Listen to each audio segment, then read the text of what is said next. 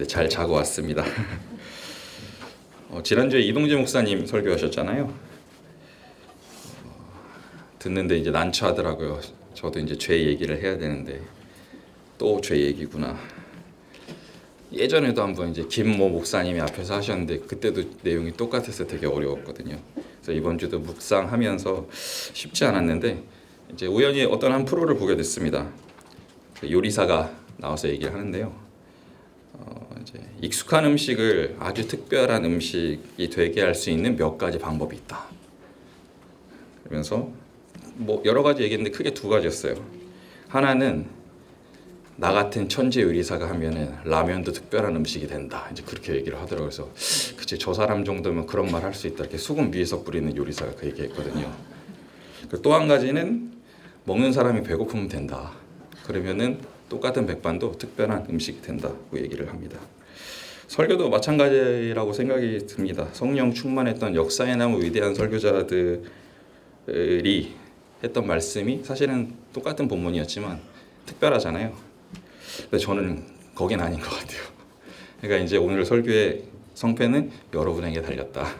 배고프다는 마음으로, 좋은 마음으로 들어주시면 지난주랑 비슷한 얘기가 될 수도 있지만 또 새롭게 은혜가 될 줄 믿습니다. 근래에 아주 크게 이슈가 된 흑백 요리사라는 프로그램이 있습니다. 뭐 아주 나이가 많으신 분들 말고는 대부분 이렇게 한두 번은 최소한 들어보셨을 거예요. 이제 대충 말씀을 드리자면 100명의 요리사를 모아놓고 이제 시합을 하는 거예요. 그래서 1등을 가리고 1등에게 이제 3억의 상금을 준다고 해요. 3억. 재밌었던 거는 이제 두 부류로 나누는데 100명을 이제 80명의 이제 그 프로그램의 표현으로 흑수저 요리사가 있고요. 까만 옷 입고 요리하는 분들이 계셨고 20명의 이제 백수저 요리사가 있었는데 흑수저는 이제 젊은 요새 이제 막 치고 올라오는 요리사들이 80명이고요. 20명은 이제 원래 되게 유명한 뭐 막 20년씩 명장 뭐 대한민국 뭐 무슨 상 받은 사람들이 이제 백수저 요리사였습니다. 처음에 이제 흑수저가 나와요. 80명이 나와서 자기들끼리 이제 유명하니까 알잖아요. 그러니까 아씨 뭐 내가 여기 다 부실 수 있겠네요. 그러면서 내가 다 이겨. 막 자신감 넘치게 서로 막 네가 세네 내가 세네 그러는데 나중에 20명의 백수저가 위에서 착 등장을 하니까 이 80명이 야, 저 사람을 어떻게 이겨? 이런 반응 다 똑같았습니다. 그 전까지는 네가 잘났네 내가 잘났네 했어도 20명의 백수저가 등장하니까 이제 찍소리도 못하게 됐어요. 근데 더 압권이었던 거는 그 뒤에 2명의 이제 심사위원이 등장을 하는데 그 심사위원을 보고 이제 100명 모두가 와, 저 사람을 여기서 보다니 하는 장면이 등장합니다. 아무리 100명이 잘났다고 서로 막 내가 요리 잘해 네가 잘해 그래도요. 그 2명의 심사위원이 먹고 나랑 안 맞는데 뭐 야채 굽기가 뭐 어쩌고 하면은 그냥 떨어지는 거예요. 참고로 심사위원은 이제 백종원 씨하고요. 이제 안성재라는 셰프 저는 처음 들었는데 하여튼 되게 유명하신 분이더라고요. 그 둘이 이제 심사를 하는 것으로 결정이 됐습니다. 이 프로가 이제 흥행한 이유가 저는 비교 때문이라고 생각하거든요. 서로 이제 센 놈과 센 놈이 붙어서 이제 더 센 놈이 나오고 이제 하나의 실수로 되게 센 놈인데 이제 그 하나를 비교했을 때 제게 조금 더 맛있는데 그래서 이제 막 흑수저가 이게 올라가는 것들이 사람들에게 어떤 그 공감을 사지 않았나 생각이 들었습니다. 우리도 사실은 비교하는 걸 되게 좋아합니다. 사람들이 딱 처음 만나면 제일 먼저 하는 게 비교예요. 남자들은 뭐 비교해요? 처음 만나면 몇 살이냐? 이거부터 물어봅니다. 몇 살이야? 몇 학번이야? 그렇죠? 저는 딱 보면은 이제 키 몇이냐? 이거부터 물어보고 비슷하면은 나보다 큰 거 같으면 키 몇이야? 내가 큰지 네가 큰지 결정합니다. 자매들은 뭐 비교하시나요? 딱 보면은 내가 좀 더 이쁜 것 같네. 안 그러시나요? 겸손하시니까. 사람들은요 숨 쉬듯이 자연스럽게 비교를 하고 내가 나은 점을 찾으려고 그래요. 남자들이 왜 나이 물어봐요? 내가 형이야. 네가 기여. 이거를 하고 싶은 겁니다. 상대방의 문제점이나 약한 점을 발견하고 그거를 깔본다든지 혹은 낮게 보거나 혹은 나보다 뛰어난 점이 있으면 뭐 학교 어디 나왔어? 서울대요. 그럼 예 서울대 나오셨군요. 위축되잖아요. 둘 다 좋은 태도는 아닙니다. 그렇게 성경은 사실 비교하는 문제에 대해서요, 많은 곳에서 경고를 하고 있습니다. 남의 문제에 연약함 그런 거 관심 갖지 말고 너 모습이나 잘 살펴 라고 권면을 우리에게 주고 있습니다. 예수님께서는 우리 안에서 다루기를 원하시는 모습들이 있어요. 그리고 비교하는 우리의 모습을 보시면서 다루기를 원하시는 모습이 있으십니다. 오늘 본문에서 그걸 다룰 건데, 오늘 본문은 이제 사실은 태어날 때부터 맹인이었던 병자의 이야기입니다. 대부분 아시겠지만 간략하게 정리를 해드리면, 태어날 때부터 눈이 보이지 않았던 병자를 예수님께서 고쳐주셨어요. 그리고 이 일을 문제 삼은 바리새인들과 맹인 사이에 논쟁이 벌어지고요. 그 얘기를 통해서 예수님은 진짜 맹인이 누구냐 이 얘기를 사실 하고 계십니다. 그런데 이 이야기는 단순히 맹인이 눈을 떠서 행복하게 살았다 이 얘기를 하고 싶은 게 아닙니다. 우리가 이 장면에서 주목해야 할 것은요, 이들이 서로를 죄인이다 죄인이다라고 손가락질하고 있다는 거예요. 제자들은 맹인에 대해서 질문을 하면서 이 사람의 죄의 문제를 다루고 있고요. 이후에 바리새인도 맹인이나 예수님을 향해서 야, 그 사람 죄인이다 죄인이다 이 얘기를 반복하고 있습니다. 이 내용은 사실은 맹인에 대한 문제를 통해서요, 우리의 죄에 대한 문제를 다루려는 본문인 것입니다. 그리고 예수님께서는 그런 가운데서 맹인의 모든 문제를 드러내시고 치료하심으로써 예수님께서 문제를 드러내시고 고쳐주시는 분이심을 보여주시는 것입니다. 그렇게 오늘 이 말씀을 통해서 죄 문제를 드러내시는 주님, 그리고 그 문제를 해결해 주시는 주님을 만남으로 우리를 사로잡고 있는 그 집요한 죄의 문제에서 온전하게 자유하게 되었으면 좋겠습니다. 먼저 나누고 싶은 것은요, 제목 이상했죠. 교만입니다. 교만. 죄를 다른 사람의 문제로만 여기는 태도입니다. 유대인들 사이에는요, 다른 사람들을 죄인으로 여기는 태도가 있었어요. 그리고 제자들이나 바리새인도 똑같이 이 함정에 빠져 있었습니다. 그래서 다른 사람을 죄인으로 여기는 교만한 태도가 있습니다. 제자들은 먼저 맹인의 죄 문제에 대해서 궁금해하고 있습니다. 요한복음 읽진 않았지만 9장 전체에 들어갑니다. 9장 2절에 보면은 이 사람이 맹인으로 난 것이 누구의 죄로 인함이니까, 자기이니까 그의 부모니이니까 라고 묻고 있습니다. 지금 맹인으로 태어난 사람이 있는데 이 사람이 지금 맹인이에요. 근데 누구 죄 때문에 맹인이 된 겁니까? 라고 이제 예수님께 물어보고 있습니다.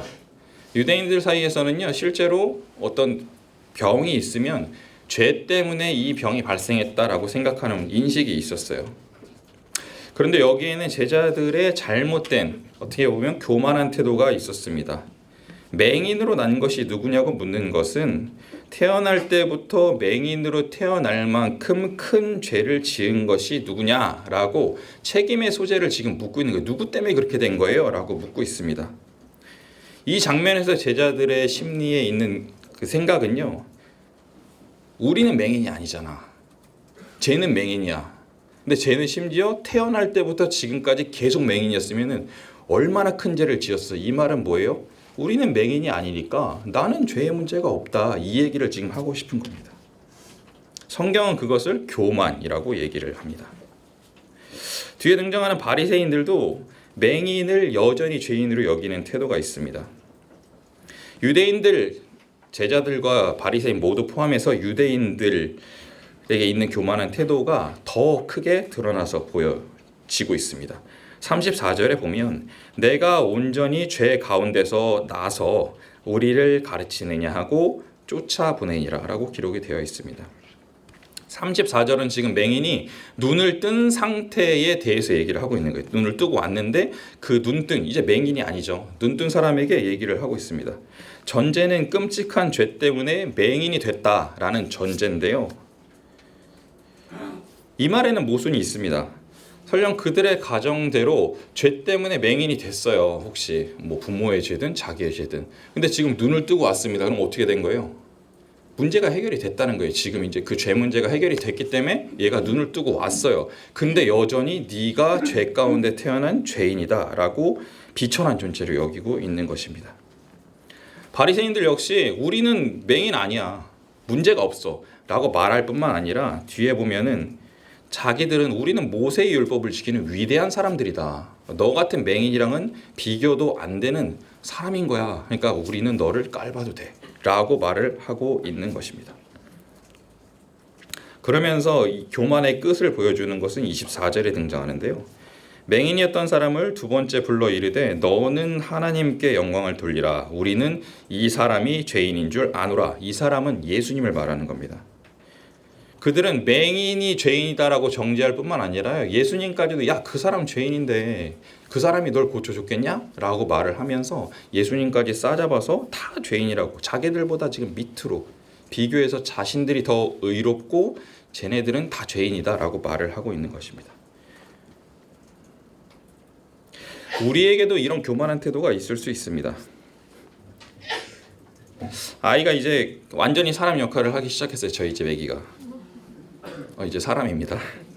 걸어 다니고요. 이제 서랍을 열어요.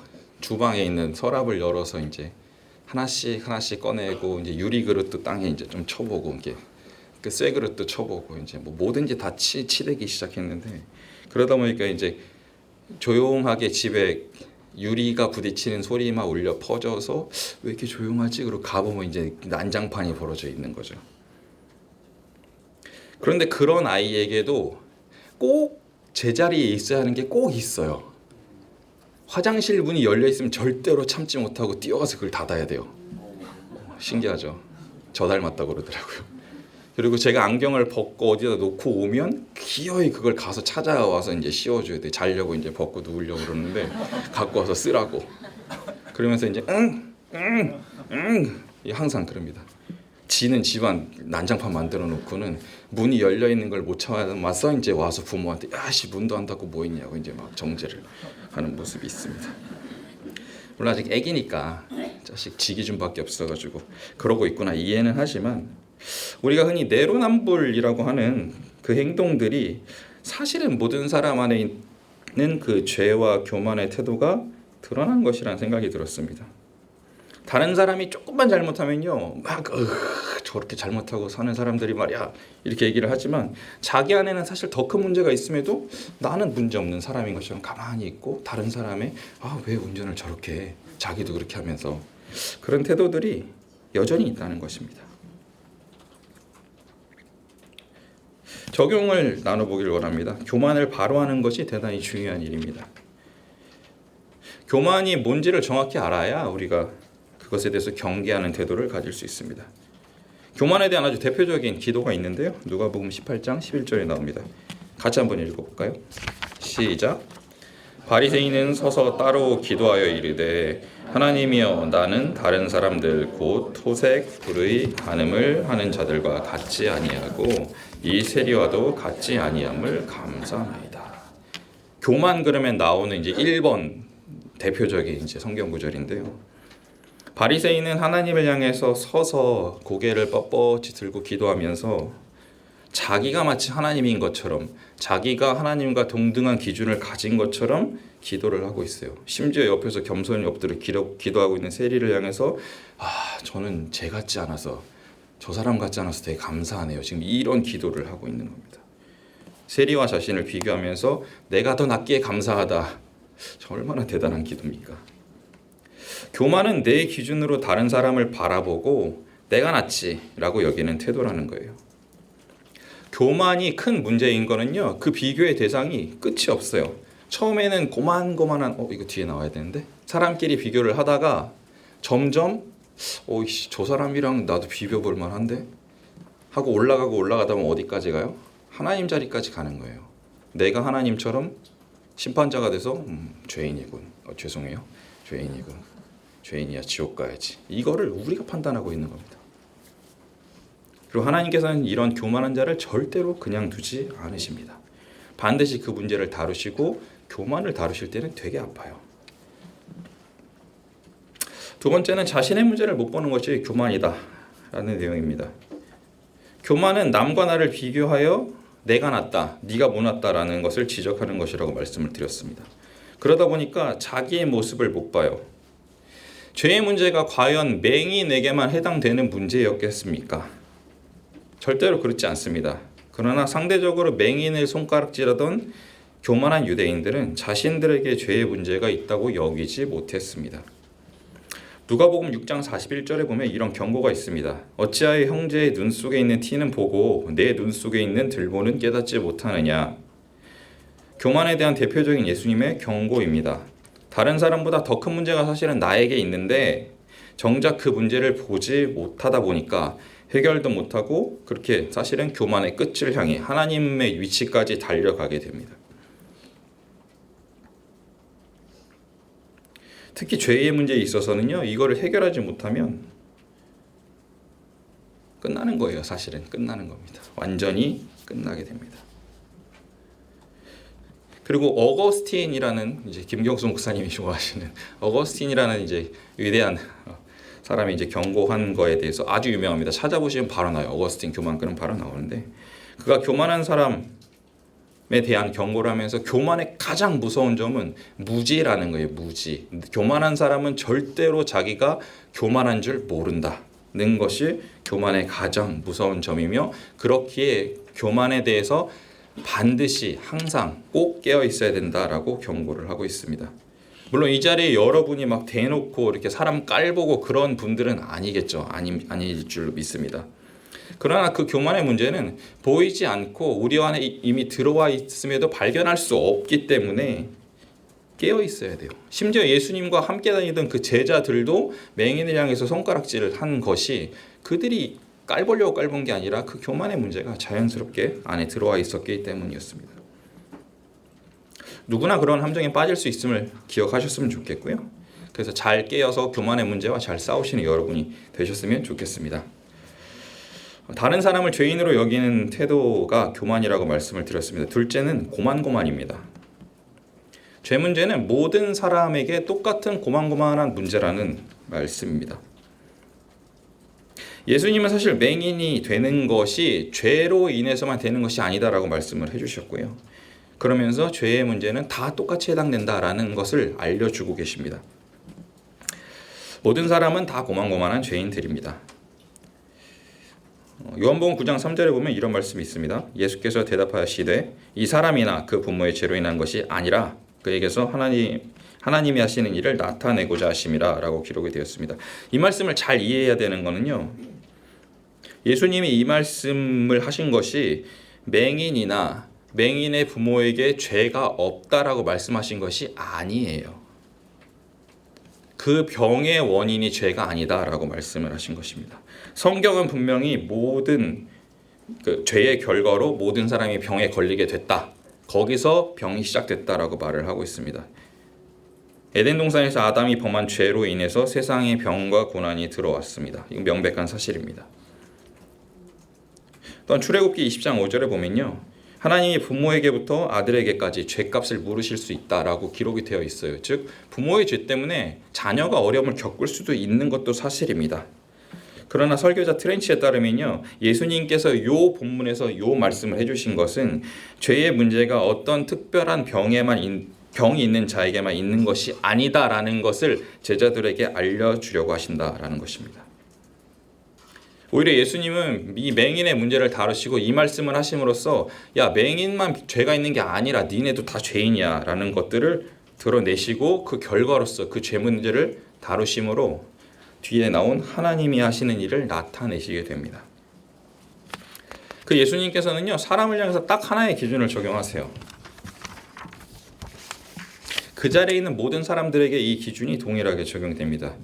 요한복음 9장 41절을 보시면 예수께서 이르시되 너희가 맹인이 되었더라면 죄가 없으려니와 본다고 하니 너희 죄가 그대로 있느니라 라고 말씀을 하시는데, 맹인임을 인정하냐 안 하냐의 기준만 있다는 겁니다. 자신이 맹인임을 인정한다는 건 뭐예요? 스스로의 힘으로 볼 수 없는 존재임을 인정하고 예수님께 나와서 고쳐주십시오 하는 것과, 맹인임을 인정하지 않는 것은 나 잘 보는데 왜 나한테 문제 있다고 그래? 라는 태도라는 것입니다. 모든 사람은 다 맹인이고 상징적으로 모든 사람은 다 죄인입니다. 이 사실은 하늘이 두 쪽 나도 변하지 않습니다. 다만 그 안에서 자신이 죄인이고 맹인임을 인정하는 사람과 인정하지 않는 이 두 부류의 사람만 있는 것입니다.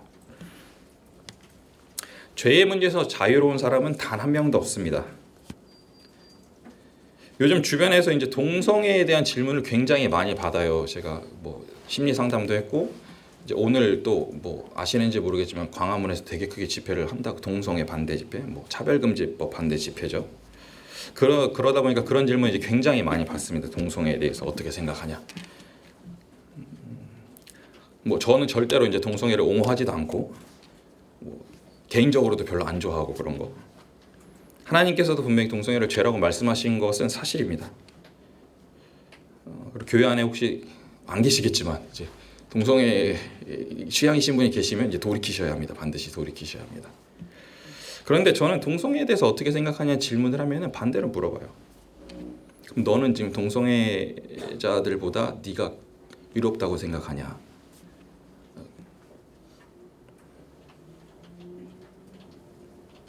그렇지 않다는 거예요.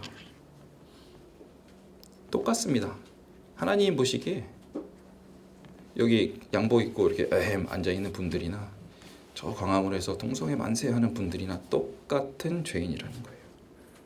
전도를 하면서 사람들을 만나봐도요, 자기는 다른 사람보다는 좀 낫다 그래도 나는 도덕적인 삶을 살았고 뭐 법 어긴 적 없고 이렇게 말하는 사람들이 너무나 많습니다. 그러나 성경은 뭐라고 얘기합니까?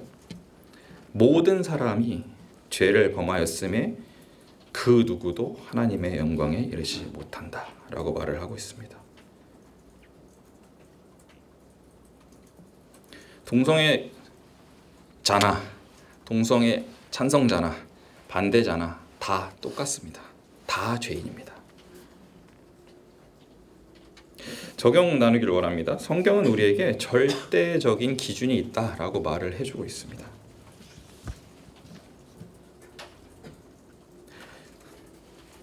네, 저희 아버지가 애 크기 전에 애 얘와 많이 써라. 크면은 강단에서 애 얘기하면은 끝나고 찾아온다. 제가 그랬거든요. 또 애 얘기합니다. 이제 아까 말씀드렸지만 이제 사람이 됐잖아요. 개인기가 막 하나씩 늘어나요. 어디서 배웠는지. 다른 집 할아버지가 와가지고 개인기 어디서 가르치는 거야? 학원 보내? 이러시는 분이 계신데 모르겠어요, 저도. 어느 날 와서 누가 데리고 와서 야 이거 봐 그러고 저한테 막 보여주더라고요. 그래서 저런 것도 하는구나. 저도 거꾸로 보고 있는데 개인기가 많아지다 보니까 이제 예쁨을 많이 받아요. 얼마 전에 이제 길을 가다가 길 가다 만난 할머니한테 이제 개인기를 하고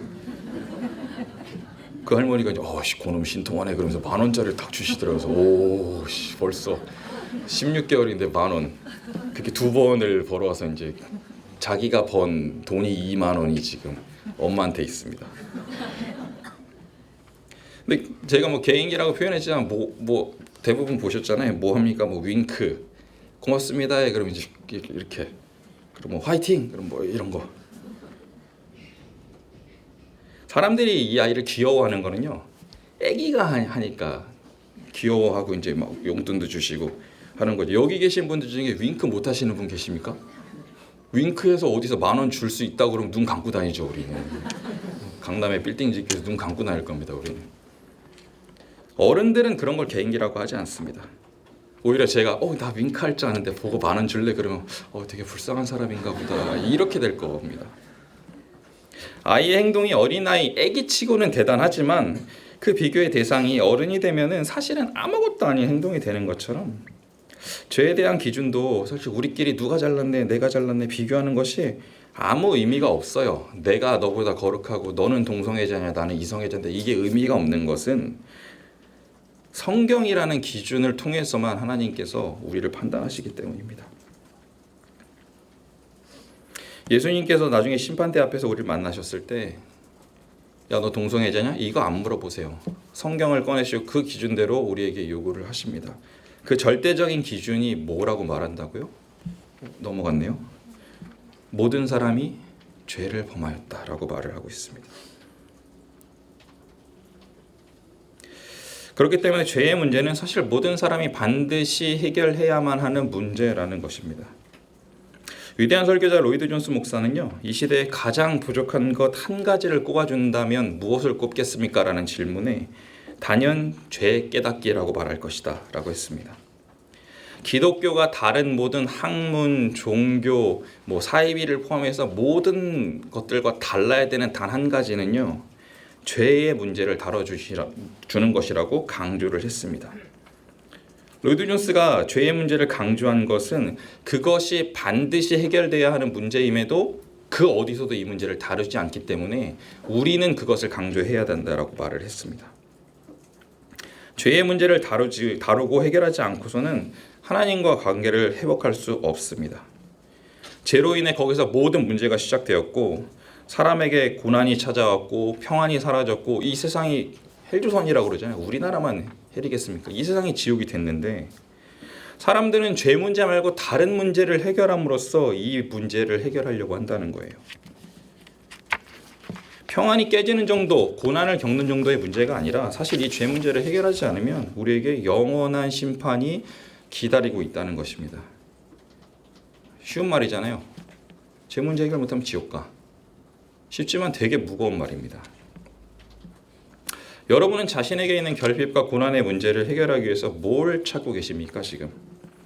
세상은 우리에게 돈을 가져라, 명예를 가져라, 성공해라, 예쁜 여자랑 결혼해라, 그럼 행복해질 것이다, 고난은 사라질 것이다, 평화가 찾아올 것이다 얘기를 하지만 안 그래요.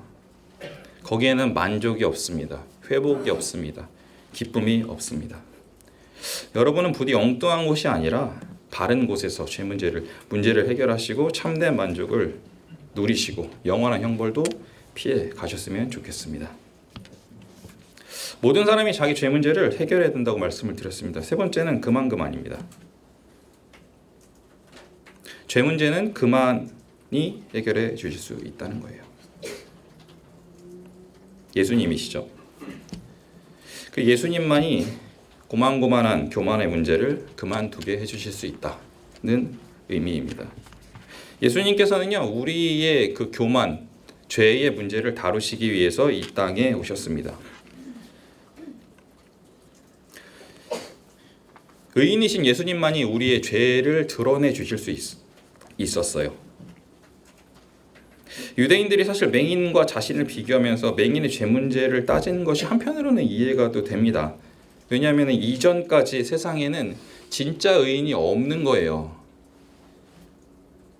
온전히 죄 문제에서 해방되어 있는, 죄와 상관없는 존재가 없었어요. 그러니까 어떻게 해요? 비슷한 놈들끼리 싸우는 거예요. 나는 눈이 멀쩡한데 쟤는 눈이 안 보여. 그럼 쟤보다 내가 낫잖아가 자연스럽다는 겁니다. 그런데 요한복음을 보면 이런 말씀이 있습니다. 하나님이 죄인의 말을 듣지 아니하시고 경건하여 그의 뜻대로 행하는 자의 말을 들으시는 줄 우리가 아나이다. 맹인에 나온 고백이 아주 적절한 고백이었습니다. 그의 말은 하나님이 죄인의 말은 듣지 않으신다. 즉 하나님이 그 말을 들었다는 건 뭐예요? 의인이라는 거예요. 이 고백이 예수님께서 행하신 일에 대한 고백이었어요. 즉 맹인은 예수님만 진짜 의인이십니다 라고 고백을 하고 있습니다. 예수님도 이렇게 말씀하셨습니다. 내가 세상에 있는 동안에는 세상의 빛이로다. 예수님이 의인으로 빛으로 이 땅에 오셨어요. 완전 하얀색에 왔어요. 그러니까 그 전에 까만 종이에 흰색 한두 개 묻혀놓은 것들이 저게 옛날에는 흰색인 줄 알았어. 깨끗해. 쟤보다 내가 깨끗해. 맞지. 근데 의인이 오시니까 그 의에 되면은 다 검은 거예요. 다 죄인인 거예요. 그 예수님께서는 스스로 의롭다고 여기는 사람들, 너 죄 문제 없다고 여기는 너 지금 맹인 깔보고 있는 너 와서 봐. 내가 빛이야. 내가 의인이야. 이게 의로운 거야 라고 말씀하고 보여주고 계십니다. 그리고 그런 상황에서 자신의 모습을 발견하고 죄를 인정한 자들은요, 예수님께서 그 문제를 해결해 주세요. 33절에 보시면 이 사람이 하나님께로부터 오지 아니하였으면 아무 일도 할 수 없으리이다 라고 맹인이 고백합니다. 맹인은 예수님께서 하나님으로부터 오신 분이시기 때문에 자신의 문제를 해결해 주실 수 있었다라고 고백을 합니다. 이것은 모든 유대인들이 기다렸던 그 하나님께서 보내실 인자 메시아, 그래서 우리 족속의 문제를 해결해 주실 분이다라는 것들을 고백하고 있는 것입니다.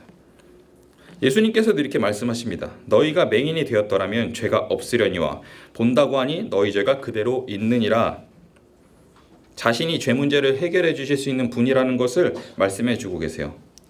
차라리 바리새인들이 맹인이었다면 죄가 없을 것이다 라고 말씀하신 것은 야 니네가 맹인이었으면 진짜 죄 없을 것이다 이게 아니라 아까 말했던 그 절대적인 기준에 의해서 야 제가 문제가 있습니다. 그리고 들고 나오면 해결해 주시면 돼요. 근데 문제가 없습니다. 그럼 안 나오니까 해결해 주실 수가 없어서 죄 문제가 여전히 있다는 말씀인 것입니다. 맹인은 어떻게 해요? 자기가 실제로 맹인이었고 문제가 있음을 알고 예수님께 나와서 그 문제를 해결했습니다. 그러나 바리새인들은 맹인을 깔보기만 했고 예수님께 나오지 않았고 오히려 끝까지 바리새인을 무시하고 예수님도 무시하고 하나님을 자신들의 기준으로 여겨서 이제 마음대로 주물렀습니다. 그러니까 해결을 못했어요. 바리새인들은. 우리도 예수님께 죄 문제를 들고 나가는 것이 필요합니다. 아이에 대해서 공부를 열심히 해요. 처음 길러보니까 몰라요. 애가 갑자기 울고 하면은 왜 울지? 이제 그 구글에 가서 이렇게 16개월 애기 왜 우나요? 이제 이렇게 아마 아빠 엄마들은 많이 했을 거예요. 그러다 보니까 이제 아이라는 검색어가 이제 몰려가지고 제목이 이래요. 이런 아이들이 공부를 잘해요. 서울대 간 학생들은 다 이거 했어요. 오씨 땡기잖아요. 예, 당장 누릅니다. 대부분 열어서 보면요, 이제 메타인지라는 개념에 대해서 얘기를 하는데요. 네, 되게 어려운 말이고, 인지 심리학에서 나온 어떤 그 현상이고요. 이제 간단하게 설명하자면 나 자신을 알라 이거예요. 나 자신을 아는데 구체적으로 내가 뭘 알고 뭘 모르는지를 아는 거예요. 그래서 특히 아이들에게 중요한 건 네가 뭘 모르는지를 알아야 돼.를 이제 요구하라는 거죠. 왜요? 뭘 모르는지를 알면 그걸 알려줄 수 있는 사람한테 가면 되거든요. 그리고 모르는 걸 알게 되면 이제 모르는 게 점점 없어지고 그럼 서울대 갈 수 있나요?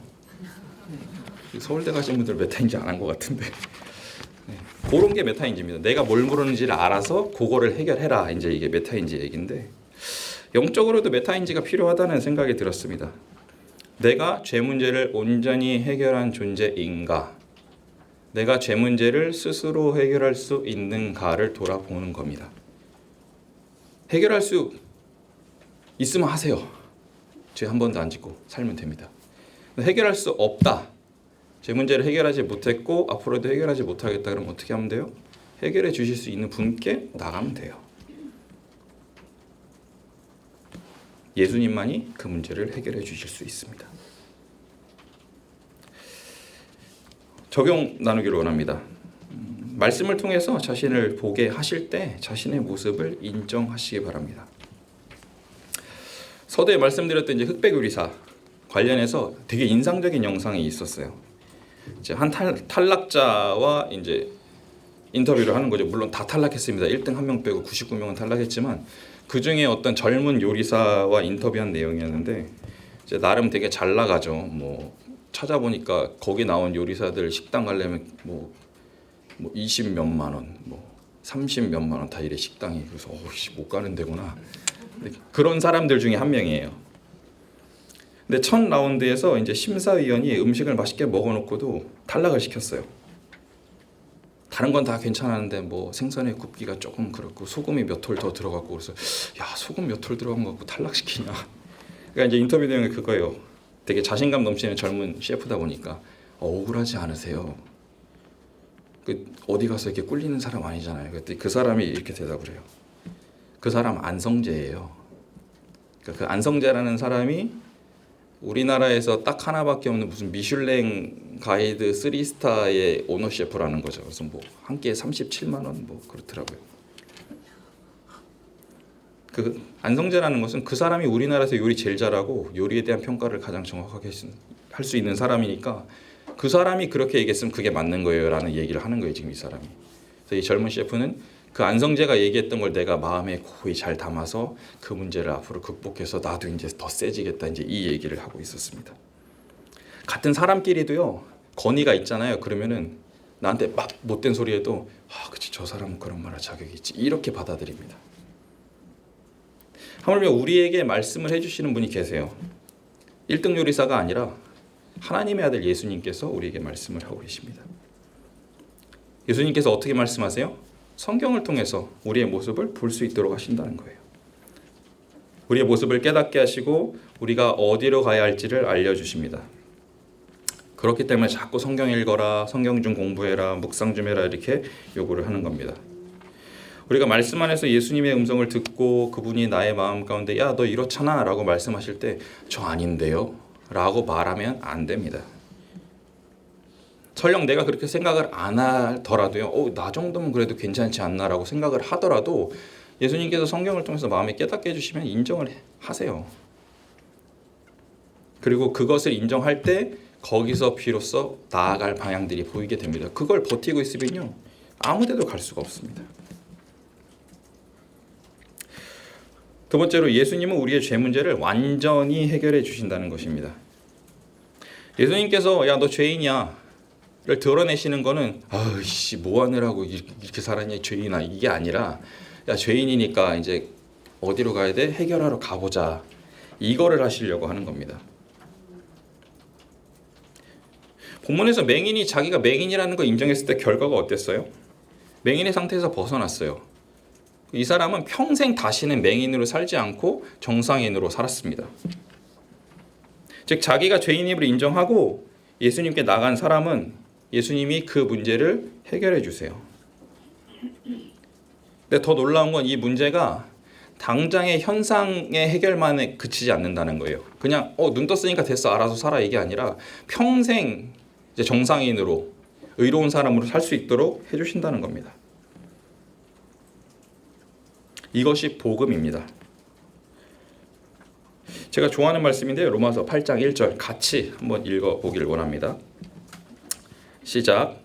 그러므로 이제 그리스도 예수 안에 있는 자에게는 결코 정죄함이 없나니. 바울은 이 복음에 대해서 잘 설명해주고 있습니다. 그리스도 예수 안에 있는 자, 자기가 맹인임을 인정해서 예수님께 나왔고 그 죄 문제를 해결한 자에게는 결코 다시는 죄 문제로 인한 어려움이 없다는 거예요. 지금까지 내가 가지고 있었던 고난, 역경, 죄의 문제, 답답함, 교만 모든 문제가 해결될 뿐 아니라 앞으로도 그 문제에서 자유하게 된다는 것입니다. 예수님께서 문제를 해결해 주신다는 것은 그런 의미예요. 또 다음에 가면 또 문제 해결해야 되니까 이 문제가 아닙니다.